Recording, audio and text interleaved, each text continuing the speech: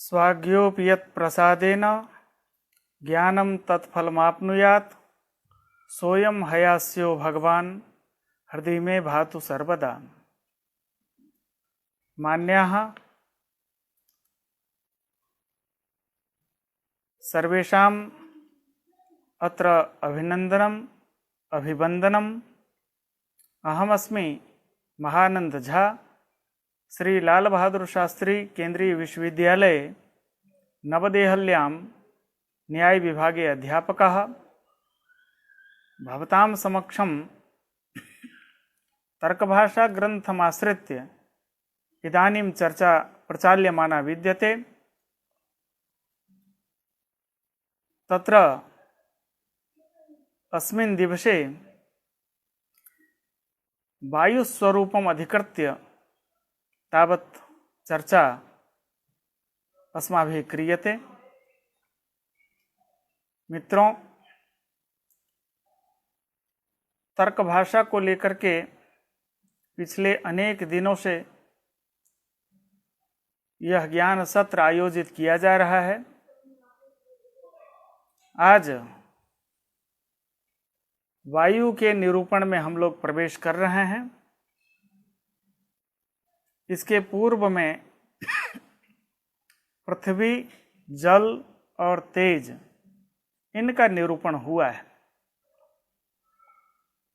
वायु के निरूपण के संदर्भ में तर्क भाषाकार कहते हैं, वायुत्वाभिसंबंधवान वायु। जैसे कि पूर्व में भी पृथ्वीत्व सामान्यवती पृथ्वी इत्यादि अनेक प्रकार के जाति घटित लक्षण बनाए गए, इसी प्रकार वायुत्व अभिसंबंधवान वायु हो, वायुत्व जाति वाला जो होता है उसे हम वायु कहते हैं। यह इंद्रिय, शरीर और विषय के भेद से अनित्य वायु तीन प्रकार का होता है। परमाणु स्वरूप तो नित्य है ही, उसी को स्पष्ट किया। त्वगींद्रिय, यह इंद्रिय रूप वायु है। प्राण और वात, ये सब विषय हैं।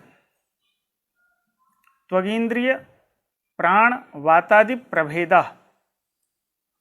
और इसमें जो गुण हैं वे गुण हैं स्पर्श, संख्या, परिमाण, पृथक्त्व, संयोग, विभाग, परत्व, अपरत्व और वेग नामक संस्कार।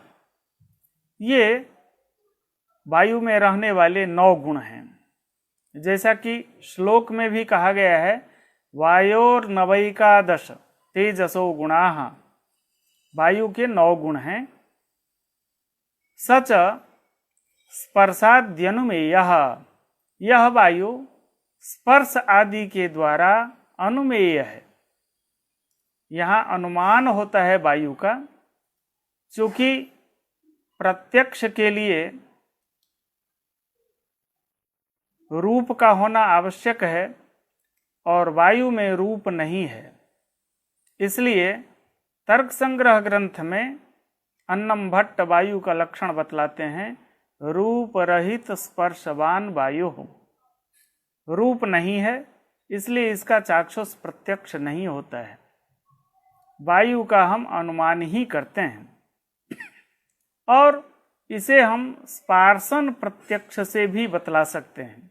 वायु का स्पार्शन प्रत्यक्ष होता है, त्वगींद्रिय से जायमान इसका प्रत्यक्ष है। अनुमान कैसे अनुमान किया जाता है, उसके लिए कहते हैं, तथा ही योयम वायौ वाति, जो यह वायु में प्रवहमान है। कौन सा? अनुष्णा शीत स्पर्श उपलभ्यते। वायु में स्पर्श भी है। कौन सा? स्पर्श के 3 भेद हैं, शीत, उष्ण और अनुष्णाशीत, और 4 में यह स्पर्श रहता है, पृथ्वी, जल, तेज, वायु। बाकी द्रव्य में स्पर्श नहीं है, जिसमें शीत स्पर्श जल में है, उष्ण स्पर्श तेज में है, अनुष्णाशीत स्पर्श पृथ्वी और वायु का है। यदि हम केवल स्पर्शवत्वम वायु और लक्षणम करेंगे तो यह चारों में चला जाएगा। यदि हम अनुष्णाशीत स्पर्शवत्वम कहें तब भी वायु के साथ साथ यह पृथ्वी में भी पहुंचेगा, इसलिए वहाँ रूप रहितत्व विशेषण दिया गया। पृथ्वी में रूप रहता है, सप्तविध रूप उसमें विद्यमान है, रूप रहितत्व पृथ्वी में नहीं है, अपितु रूप रहितत्व वायु में ही है। इसलिए रूप रहितत्व विशिष्ट स्पर्शवत्वम वायु और लक्षणम, यह लक्षण वायु में समन्वित होगा। अनुष्णाशीत स्पर्श उपलभ्यते सह गुणत्वात्। अनुष्णाशीत स्पर्श गुण है और गुण का स्वभाव होता है किसी न किसी द्रव्य में वह आश्रित होता है। इस तरह से गुणी के बिना हम उसे कैसे समझेंगे? गुणिनम अंतरेण अनुपपद्यमानः। गुणी के बिना हम उसका उपादान नहीं कर सकते हैं, अतः गुणिनम अनुमापयति, उस गुणी का अनुमान यह करता है। अनुष्णाशीत स्पर्श, अनुष्णाशीत स्पर्श नामक गुण अपने गुणी वायु का अनुमान कराता है। वह गुणी वायु ही है, क्योंकि अनुष्णाशीत स्पर्श वायु में विद्यमान है। पृथिव्याद्यनुपलब्धे, पृथ्वी आदि में यह अनुष्णाशीत स्पर्श उपलब्ध होने पर भी रूप रहितत्व विशिष्ट अनुष्णाशीत स्पर्श पृथ्वी में नहीं है। एतावता यह अनुष्णाशीत स्पर्श के द्वारा और भी जो गुण हैं, उन गुण के द्वारा गुणीभूत जो वायु है उसका हम अनुमान करते हैं। वायु पृथ्वी व्यतिरेकेण, वायु और पृथ्वी को छोड़कर अनुष्णाशीत स्पर्शाभावात्, अन्यत्र अनुष्णाशीत स्पर्श नहीं रहता। अर्थात वायु में और पृथ्वी में यह अनुष्णाशीत स्पर्श विद्यमान रहता है। सच द्विविधा, यह 2 प्रकार का है। वायु नित्यानित्य भेदात, एक नित्य वायु है और दूसरा अनित्य वायु है। नित्य परमाणु स्वरूप है, नित्य परमाणु रूपो वायु, अनित्य कार्य रूप एवं, अनित्य वायु कार्य रूप है। इस प्रकार से पृथ्वी, जल, तेज और वायु के नित्यानित्य भेद का विवेचन करने के बाद अब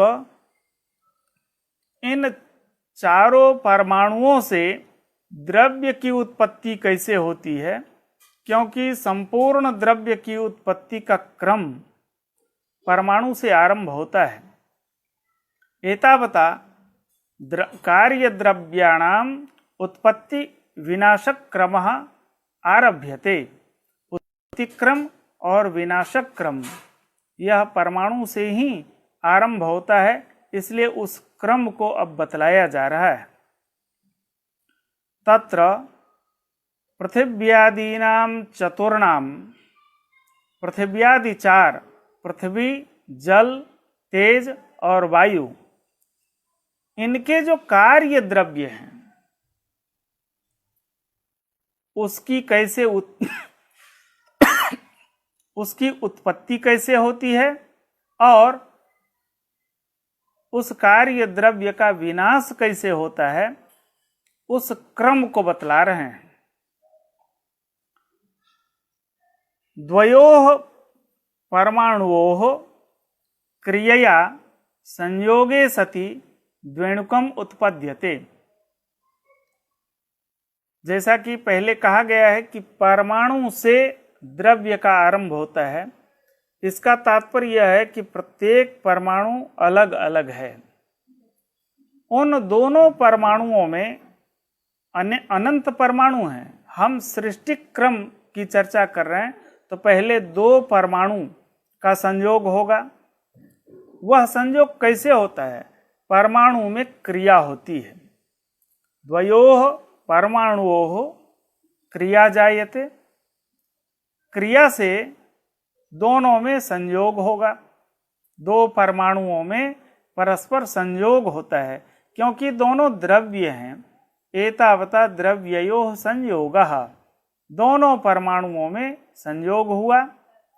संयोगे सति द्वेणुकम उत्पद्यते, दो परमाणु मिल करके एक द्रव्य द्वेणुक नामक द्रव्य की उत्पत्ति होती है। उस द्वेणुक को हम कार्य कहेंगे अब, क्योंकि वह उत्पन्न हुआ है। दो परमाणुओं के संयोग से द्वेणुक उत्पन्न हुआ।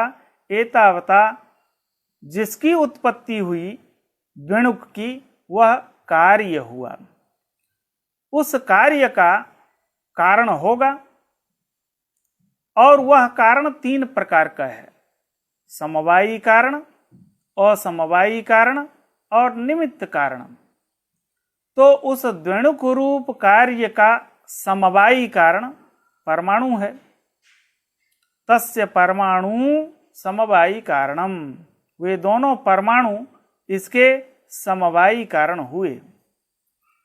तत्संयोगः असमवायी कारणम, परमाणु द्वय का जो संयोग है वह द्वेणुकात्मक कार्य का असमवायी कारण हुआ।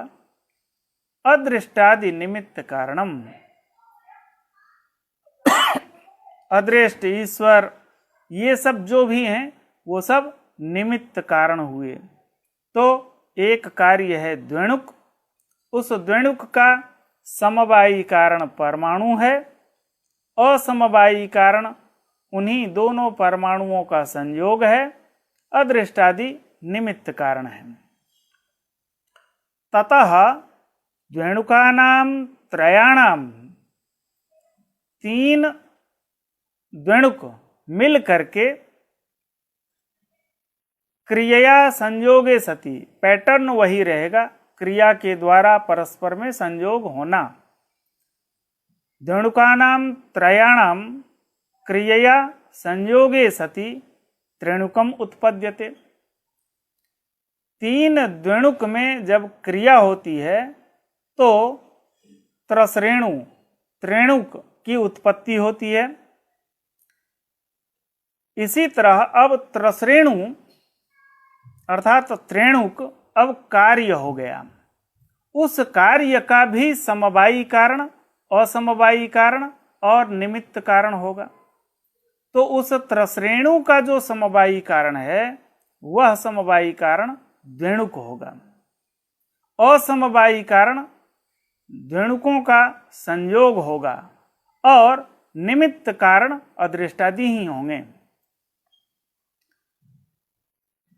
तस्य द्वेणुकानि समवायी कारणम शेषम पूर्ववत, अर्थात द्वेणुक का संयोग असमवायी कारण होगा और अदृष्टादि निमित्त कारण होंगे।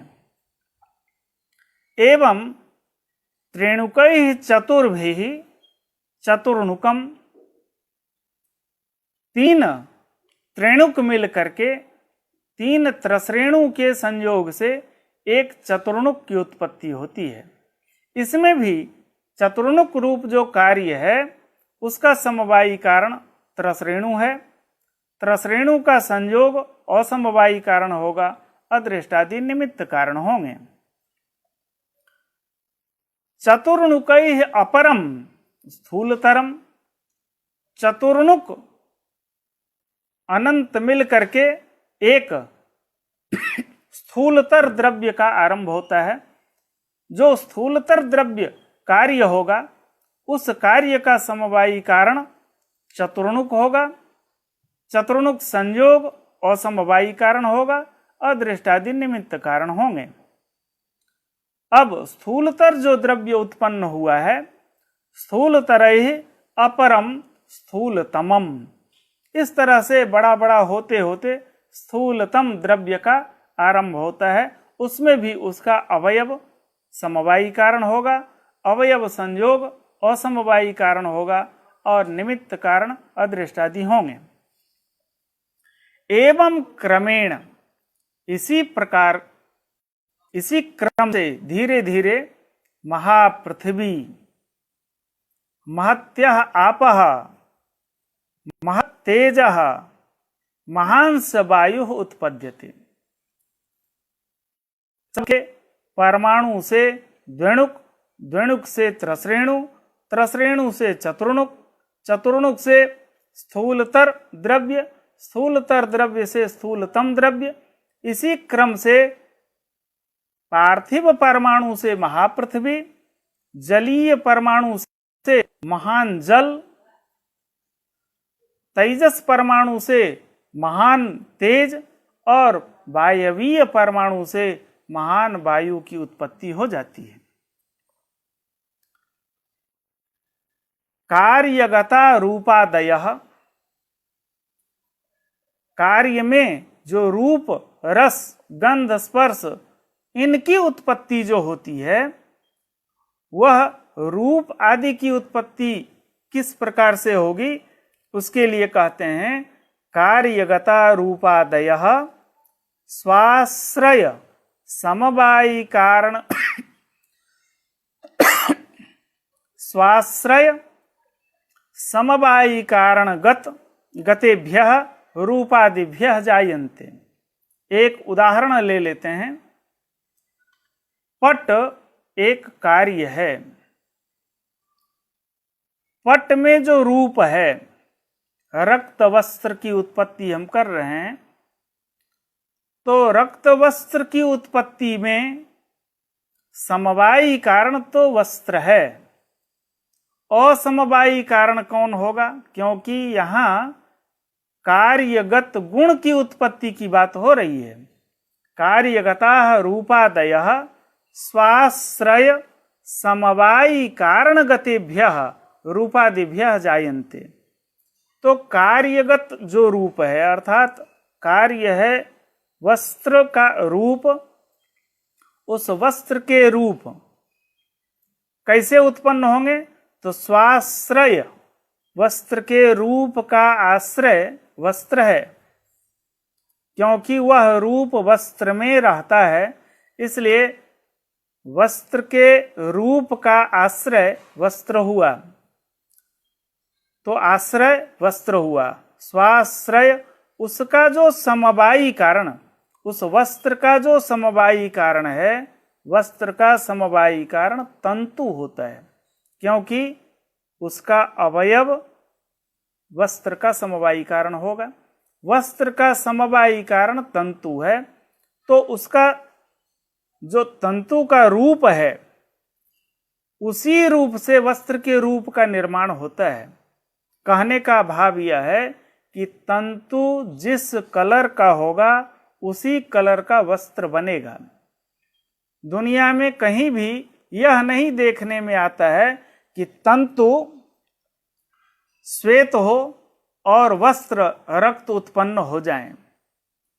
रक्त तंतु से ही रक्त वस्त्र की उत्पत्ति होगी। यदि तंतु कृष्ण है तो वस्त्र कृष्ण वर्ण का होगा। तो स्वाश्रय समवायी कारण गतेभ्यः रूपादिभ्यः जायन्ते। कार्यगत जो रूप हैं, उस रूप की उत्पत्ति में उसके आश्रयभूत जो हैं, उसका जो समवायी कारण होगा, समवायी कारण अवयव होता है। अवयव के रूप से अवयवी के रूप का निर्माण होता है, क्योंकि एक नियम है, कारण गुणाः कार्य गुणान आरभन्ते। कारण का जो गुण है वही कार्य के गुण को उत्पन्न करता है। यहाँ वस्त्र जो पट है, पट का कारण तंतु है, इसलिए तंतु में विद्यमान जो गुण है, जैसा रूप है वैसा ही रूप वस्त्र में उत्पन्न हो जाएगा। कारण गुणाः कार्य गुणान आरभन्ते। इस प्रकार से इत्थम उत्पन्नस्य रूपादिमतः कार्य द्रव्यस्य, उत्पन्न क्या हुआ? कार्य रूपादि से युक्त जो कार्य द्रव्य है, वह कार्य द्रव्यस्य घटादेह अवयवेषु कपालादिषु नोदनात् अभिघाताद् वा क्रिया जायते। रूपादिमान कार्य द्रव्य जो उत्पन्न हुआ है वह घटादि अवयव में, घट का अवयव कपाल होता है, कपालादिषु नोदनात् अभिघाताद् वा क्रिया जायते। दो प्रकार के संयोग होते हैं, एक नोदन नामक संयोग है, दूसरा अभिघात नामक संयोग है। इन दोनों को हम संयोग कहते हैं, लेकिन इन दोनों के संयोग में थोड़ा अंतर है। क्या अंतर है? नोदन संयोग जो होता है वह है, जैसे यह एक वस्तु है, इसमें हम संयोग करेंगे तो वह जो संयोग हो रहा है बिना शब्द के संयोग हो रहा है। संयोग होने पर भी यहाँ शब्द उत्पन्न नहीं हो रहा है, तो जिस संयोग के होने पर शब्द की उत्पत्ति नहीं हो उसे हम नोदन संयोग कहते हैं। और इसी में यदि हम किसी पेपर में डाल करके इसको ऐसे संयोग, इन दोनों सिराओं का संयोग हो रहा है लेकिन शब्द भी हो रहा है, तो शब्द का जनक जो संयोग है वह अभिघात संयोग है। मामूली अंतर है। शब्द का अजनक जो संयोग है वह नोदन है, और शब्द का जनक जो संयोग है वह नोदन, शब्द का जनक जो संयोग है वह अभिघात है। हम दैनंदिन अपने घर में भी इसका प्रयोग करते हैं। जब किसी बच्चे को हम प्यार करते हैं तो उसको जो हम स्पर्श करते हैं तो वह नोदन संयोग है, और उसके ज़्यादा बदमाशी करने से, उसके ऊपर अनुशासन करने के उद्देश्य से जब उसका संयोग करते हैं तो उसे अनुशासित करने के लिए एक तमाचा लगाया जाता है, उसमें आवाज होती है, वह भी संयोग है, वह अभिघात नामक संयोग है। तो अभिघात और नोदन ये दो प्रकार के संयोग होते हैं। तो चाहे वह नोदनाख्य संयोग हो या अभिघाताख्य संयोग हो, इन दोनों ही संयोग से क्रिया उत्पन्न होती है। हम पुश करते हैं, उसमें हाथ लगा करके पुश किया, कोई आवाज नहीं हुई, तब भी उसमें क्रिया होगी, और आवाज भी हुई और आगे क्रिया भी हुई। तो दोनों ही अवस्थाओं में क्रिया होती है।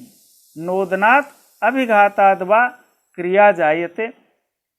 तया क्रियया, उस क्रिया से विभागः, विभाग उत्पन्न होगा। तेन, उस विभाग से क्या होगा?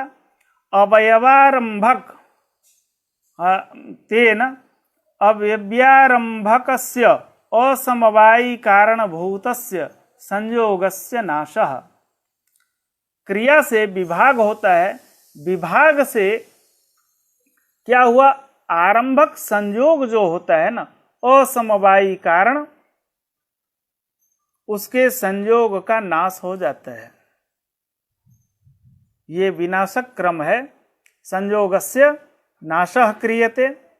ततः कार्यद्रव्यस्य घटादेः अवयविनो नाशः।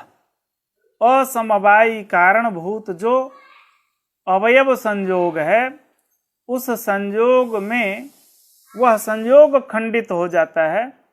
एतावता संयोग के नाश से असमवायी कारणीभूत जो दो द्रव्य का संयोग है वह क्रिया से नष्ट हो गया। एतावता अवयवी का नाश हो जाता है। एतेन अवयव्यारंभक असमवायी कारण नाशे द्रव्य नाशो दर्शितः। अर्थात असमवायी कारण के नाश से द्रव्य का नाश यहां बतलाया गया है। यहां पर एक जिज्ञासा ये होती है कि कार्य का जो नाश होता है वह ग्रंथ में बतलाया असमवायी कारण के नाश से द्रव्य का नाश बतलाया। जैसे पट का नाश करना हो तो पट का जो समवायी कारण तंतु और असमवायी कारण तंतु संयोग है, तंतु संयोग से पट का नाश बतलाया। यदि समवायी कारण के नाश से ही पट का नाश हो जाए तो समस्या क्या है? समवायी कारण तंतु है, तंतु नष्ट हो गया तो पट भी नष्ट हो जाएगा। तो अब यहां समस्या यह है कि हम किसके नाश से कार्य का नाश मानेंगे, समवायी कारण के नाश से अथवा असमवायी कारण के नाश से कार्य का नाश माने। हम सब जानते हैं कोई भी कार्य होता है उसके तीन कारण होते हैं, समवायी कारण, असमवायी कारण और निमित्त कारण। निमित्त कारण के नाश से कार्य का नाश नहीं होता है। हम एक उदाहरण घट को ले लेते हैं। घट का निमित्त कारण दंड, चक्र, कुलाल इत्यादि निमित्त कारण है। समवायी असमवायी कारण कपाल संयोग है। दंड के नाश से अर्थात निमित्त कारण के नाश से घट का नाश नहीं देखा जाता। घटोत्पत्ति हो गई, जगह जगह वह घट चला भी गया, लेकिन कुंभकार के घर में रखा हुआ उसी घट का जो निमित्त कारण है दंड, वह दंड एक दिन उनके बच्चों ने तोड़ दिया। तो निमित्त कारण नष्ट हुआ है तो जितने घरों में घट हैं वो सारे के सारे नष्ट हो गए क्या? कोई भी नहीं नष्ट हुआ। एतावता निमित्त कारण के नाश से घट का नाश नहीं होगा। घट बनाने वाला भी घट का निमित्त कारण है। एक दिन कुलाल ही पंचत्व को प्राप्त कर गया तो भी घट नष्ट नहीं होगा। एतावता कहने का तात्पर्य यही है कि निमित्त कारण के नाश से कार्य का नाश नहीं होगा। मामला समवायी कारण के नाश से अथवा असमवायी कारण के नाश से हम कार्य का नाश माने, इन्हीं दोनों के मध्य में है। अब देखने में तो आता है कपाल नष्ट हो गया तो घट भी नष्ट हो जाएगा, कपाल संयोग नष्ट हो जाए तो भी घट नष्ट होगा। अब दोनों वोटों की गिनती में दोनों समान स्तर पर है, कौन हारा कौन जीता इसका निराकरण अभी तक नहीं हो पाया, इसका फैसला नहीं हो पाया। तो यहां पर एक चीज है जो ध्यान देने योग्य है। घट के प्रति दो कपाल समवायी कारण है और उन्हीं दोनों कपाल का जो संयोग है वह असमवायी कारण है। कपाल संयोग के नाश से अर्थात असमवायी कारण के नाश से घट का नाश अर्थात द्रव्य का नाश होता है, ये सिद्धांततया स्वीकृत है। क्यों ऐसा स्वीकार किया गया? यह ऐसा इसलिए माना जाता है, द्वेणुक के नाश को लेकर के इस सिद्धांत को माना गया है। यद्यपि आप सब जानते हैं कि कपाल के नाश से भी घट का नाश हो गया है, इस अवस्था में आप समवायी कारण के नाश से यदि घट का नाश मानेंगे तो द्वेणुक का नाश नहीं हो पाएगा। उस द्वेणुक का समवायी कारण परमाणु है, वह नित्य है। एतावता द्वेणुकात्मक जो कार्य है उसका समवायी कारण जो परमाणु है वह नित्य है, उसका नाश कभी भी नहीं होगा। इसलिए समवायी कारण के नाश से द्रव्य का नाश नहीं माना जाएगा, अपितु असमवायी कारण के नाश से द्रव्य का नाश मानेंगे। यहाँ असमवायी कारण परमाणु द्वय संयोग है और परमाणु द्वय संयोग नष्ट हो सकता है, होता है क्योंकि संयोग अनित्य है। एतावता परमाणु द्वय संयोग अर्थात वह जो द्वेणुकात्मक कार्य है, द्वेणुक रूप कार्य है, उस कार्य का असमवायी कारण परमाणु द्वय संयोग है। उस परमाणु द्वय संयोग के नाश से द्वेणुक का नाश हो जाएगा, तो द्वेणुक का नाश हुआ।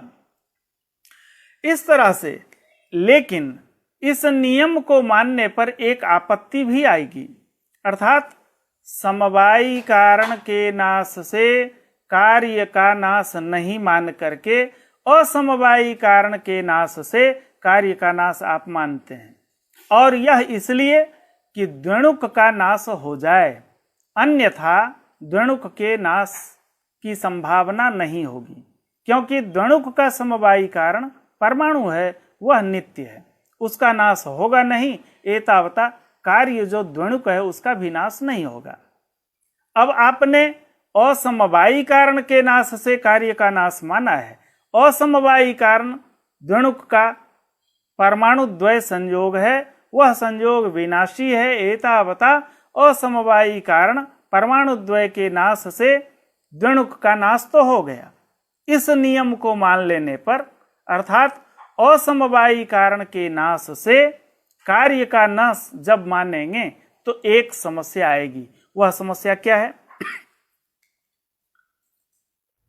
घट का समवायी कारण कपाल है और असमवायी कारण कपाल द्वय संयोग है। घट की अवस्थिति कपाल के बिना भी रह जाएगी, अर्थात आप यहां प्रथम क्षण में घटस्य कपालम बिना क्षणम स्थिति स्यात्। कैसे? प्रथम क्षण में कपाल नाश होगा, तदनंतर क्षण में घट नाश नहीं हो पाएगा। क्यों? असमवायी कारण जो कपाल द्वय संयोग है वह बना हुआ है। हम एक चीज का, यह उस मत में है जब हम समवायी कारण के नाश से कार्य का नाश मानेंगे, ठीक है ना? एक मिनट। समवायी कारण के नाश से कार्य का नाश होता है एक पक्ष, असमवायी कारण के नाश से कार्य का नाश होता है दूसरा पक्ष।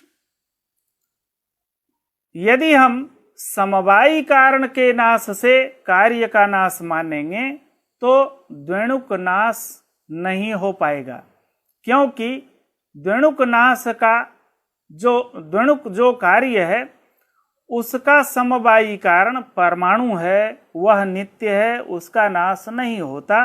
एतावता द्वेणुक का नाश नहीं होगा। द्वेणुक नाश हो इसके लिए असमवायी कारण के नाश से कार्य का नाश माना जाता है, यह सिद्धांततया स्वीकृत है। अब क्या होगा कि जब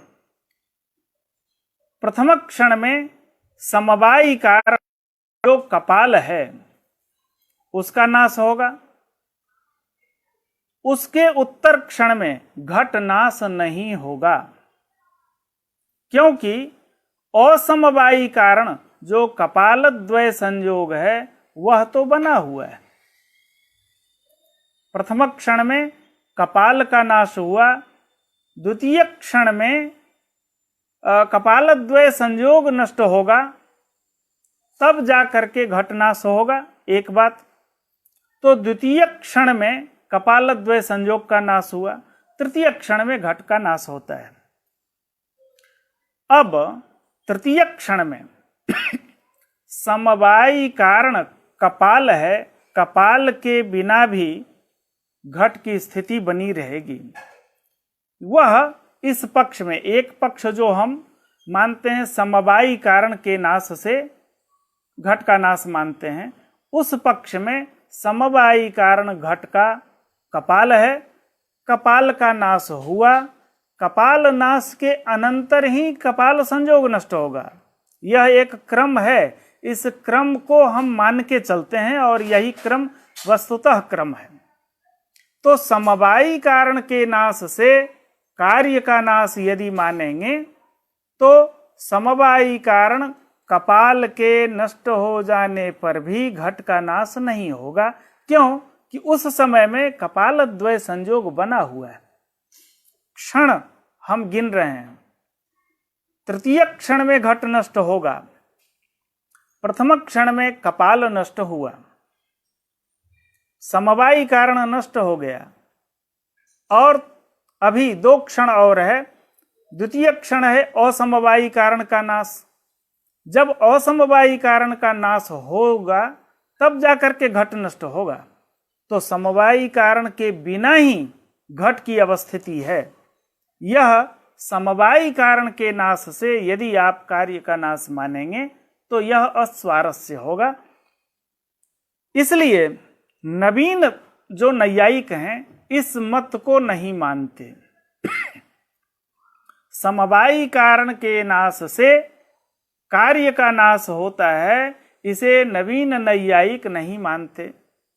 फिर उनके मत में तो द्वेणुक का नाश नहीं हो पाएगा। नव्य नैयायिकों के यहाँ जब आप समवायी कारण के नाश से द्रव्य का नाश मानेंगे, कार्य का नाश मानेंगे, फिर तो द्वेणुक का समवायी कारण परमाणु है, उसका नाश तो होगा नहीं, एतावता द्वेणुक का भी नाश नहीं होगा। तब नव्य नैयायिक नियम में थोड़ी छूट देते हैं कि यह नियम द्वेणुक के कार्य क्षेत्र में नहीं आएगा। इसलिए द्वेणुक के नाश के समय में इस नियम का परित्याग कर दिया जाता है। वहां पर असमवायी कारण के नाश से ही कार्य का नाश होगा। अब आपके सामने दोनों समवायी कारण के नाश से कार्य का नाश और असमवायी कारण के नाश से कार्य का नाश हो गया। फिर क्या होगा? जहां समवायी कारण के नाश से कार्य का नाश हो रहा है वहां असमवायी कारण बना हुआ है, उसका नाश नहीं हुआ और कार्य का नाश हो गया। और जिस पक्ष में असमवायी कारण के नाश से कार्य का नाश मानेंगे उस समय में समवायी कारण की सत्ता बनी हुई है। कारण जो है वह समवायी कारण का नाश और असमवायी कारण का नाश, ये दोनों कारण कोटि में प्रविष्ट हो गया और कार्य है द्रव्य का नाश। तो एक कारण के रहने पर दूसरा कारण उपस्थित नहीं है और कार्य हो गया। कारणाभावे कार्य सत्वम, यह व्यतिरेक व्यभिचार लगेगा। उभयतः पाशा रज्जु, आप समवायी कारण के नाश से भी कार्य का नाश मानते हैं तो समस्या, असमवायी कारण के नाश से कार्य का नाश मानते हैं तो समस्या। यदि हम दोनों को कारण की कोटि में रखते हैं तो एक कारण के नाश से भी कार्य का नाश हो जाता है, दूसरा कारण वहां उपस्थित नहीं है तो व्यभिचार नामक दोष। इस तीनों तरह के समस्याओं से समाधान का तरीका क्या है तरीका यह है, वहां तत्त कारणाव्यवहितोत्तर जायमान कार्य के प्रति तत्त की कारणता मानी जाए। यह एक कार्य कारण भाव मानेंगे, अर्थात द्रव्यनाश असमवायी कारण नाशयोः सामानाधिकरण्यम, और वह सामानाधिकरण्य किस संबंध से होना चाहिए? प्रतियोगिता संबंध से कार्य का नाश होगा, क्योंकि जिस द्रव्य का नाश होगा वही द्रव्य उसका प्रतियोगी होगा। घट नाश हो रहा है, उस घटनाश का प्रतियोगी द्रव्य घट है, तो प्रतियोगिता संबंध से वहां कार्य कारण भाव बनाना होगा द्रव्यनाश के प्रति। तो स्वप्रतियोगी समवायी समवेतत्व और कालिक, स्वप्रतियोगी समवायी समवेतत्व और कालिक, एतद उभय संबंध से असमवायी कारण नाश वहां कारण होगा। स्वप्रतियोगी समवायी समवेतत्व और कालिक, ये दो संबंध से जहां असमवायी कारण का नाश होगा वहां कार्य का नाश माना जाएगा। हम देख लेते हैं उदाहरण में। यहां पर कार्य है घट का नाश, कारण कौन है? कपालद्वय का संयोग का नाश, कपालद्वय संयोग का नाश, वह कारण है असमवायी कारण। घट नाश के प्रति कपालद्वय संयोग का नाश कारण है। तो प्रतियोगिता संबंध से घट नाश घट में विद्यमान है, प्रतियोगिता संबंधेन घट नाश घट में विद्यमान है। वहीं पर कपालद्वय संयोग का नाश दो संबंध से है। कौन? स्वप्रतियोगी समवायी समवेतत्व संबंध से और कालिक संबंध से। कालिक संबंध क्यों दिया गया है इस पर भी चर्चा हम करेंगे। स्वप्रतियोगी समवायी समवेतत्व संबंध से जहां पर चाहिए स्वप्रतियोगी समवायी समवेतत्व संबंध से, स्व से हम लेते हैं कपालद्वय संयोग का नाश। श्रेयांसी बहुविघ्नानी। स्वप्रतियोगी समवायी समवेतत्व, यह एक संबंध है। तो जहां पर कपालद्वय संयोग का नाश है वह स्वप्रतियोगी समवायी समवेतत्व संबंध से लेना है। स्व से लिया कपालद्वय संयोग का नाश, उसका प्रतियोगी कपालद्वय संयोग है, उसका समवायी कपाल है। कपालद्वय संयोग का समवायी कपाल स्वयं है। वहीं पर घट समवायी संबंध से विद्यमान है। इसलिए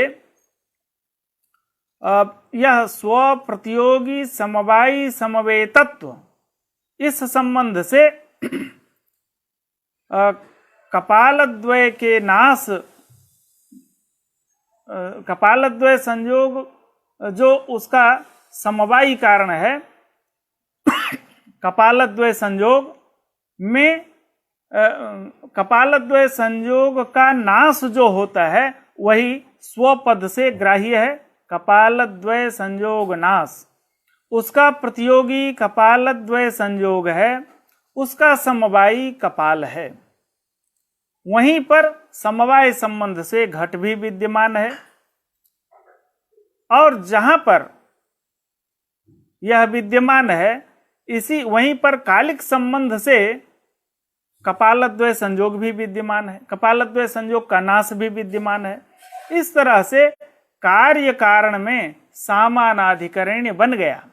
जब कार्य कारण में सामानाधिकरण्य बन गया तो हम यह एक संबंध की कल्पना करते हैं, स्व प्रतियोगी समवायी समवेतत्व और कालिक एतद उभय संबंधेन कार्य कारण भाव का सामानाधिकरण्य जहां होता है वहीं पर हम असमवायी कारण के नाश से कार्य का नाश मानेंगे।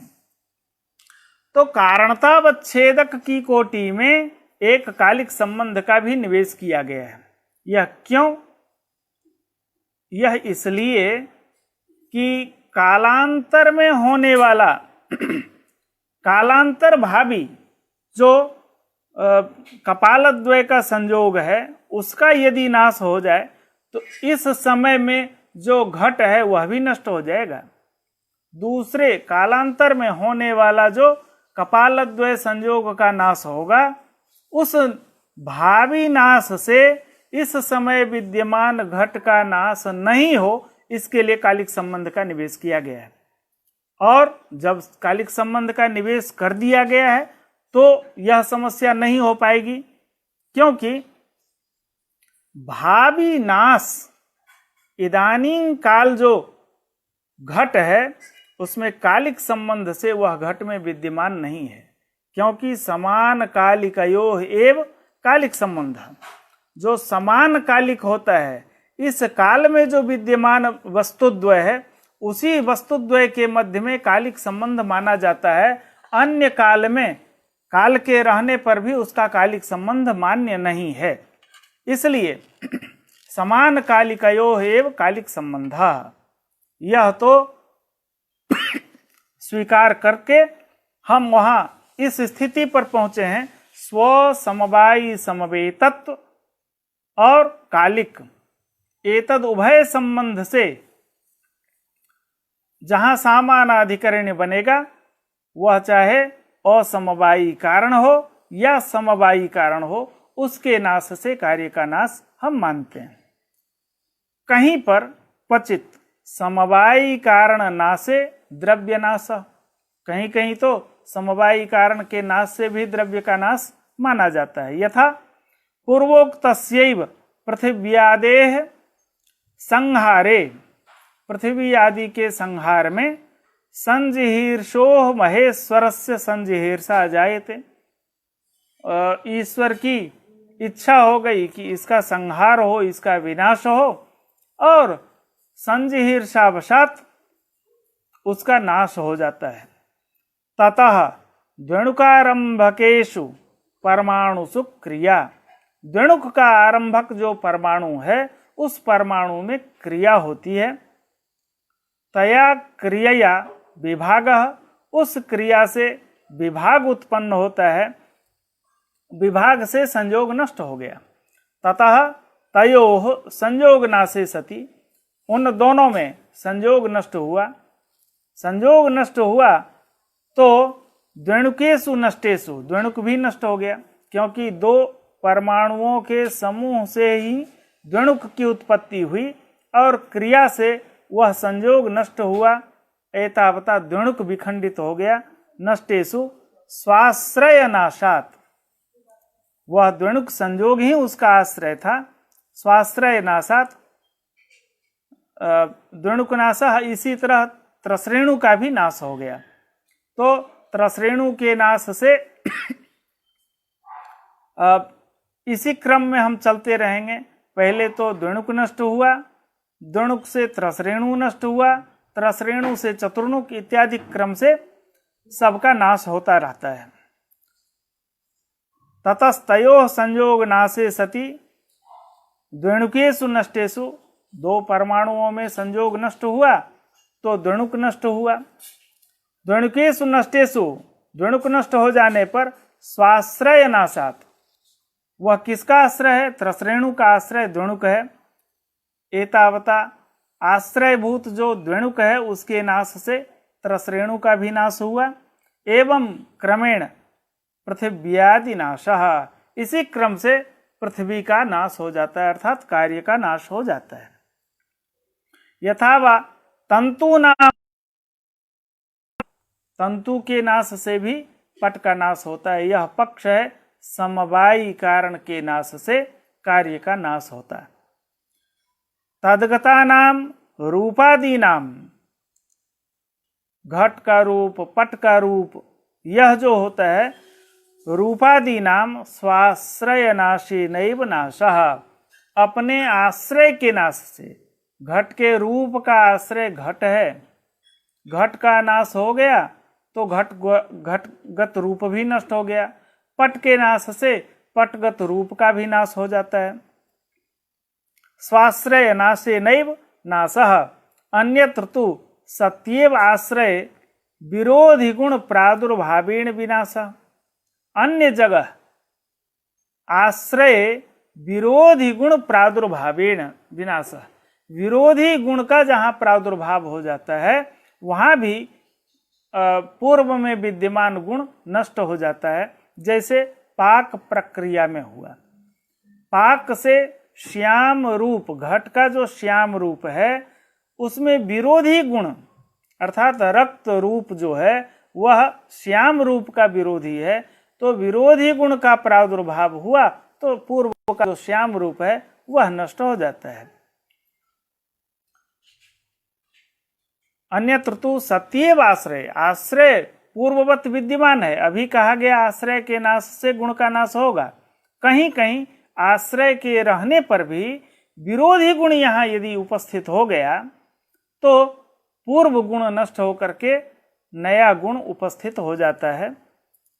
तो सत्येव आश्रय, आश्रय सत्यपि, आश्रय विद्यमान रहने पर भी विरोधी गुण प्रादुर्भावेण रूपादीनाम विनाशः। यथा पाकेन घटादौ रूपादिनाशः, पाक से घटादि में रूप का विनाश हो जाता है। वहाँ घट नष्ट नहीं होता है, पर घट के रहने पर भी पाकवशात पूर्व रूप नष्ट होता है और अन्य रूप की उत्पत्ति होती है। वहाँ कारण पाक है और विरोधी गुण की उत्पत्ति होती है। तो विरोधी गुण यदि जबरदस्त हो, यदि प्रबल हो, तो पूर्व गुण को हटा करके स्वयं स्थापित हो जाता है। इस तरह से दोनों ही, चाहे वह समवायी कारण के नाश से कार्य का नाश हो अथवा असमवायी कारण के नाश से कार्य का नाश होता है, निमित्त कारण के नाश से कभी भी कार्य का नाश नहीं होता है। यह इस प्रकरण में बतलाया गया है। आगे परमाणु सिद्धि की चर्चा होगी। परमाणु की सिद्धि बहुत ही मनोयोग पूर्वक इसे समझाया जा सकता है और इसमें समय भी अपेक्षित होगा। आज निश्चित कालावधि में इसे पूरा नहीं किया जा सकता। एतावता आज की चर्चा को हम यहीं विश्राम देना चाहेंगे। आप सभी का उत्साह मेरे उत्साह का संबल है, संवर्धक है। इसी तरह उत्साह को बढ़ाए रखें, हमें भी उत्साहित करते रहें। धन्यवाद, नमस्कार।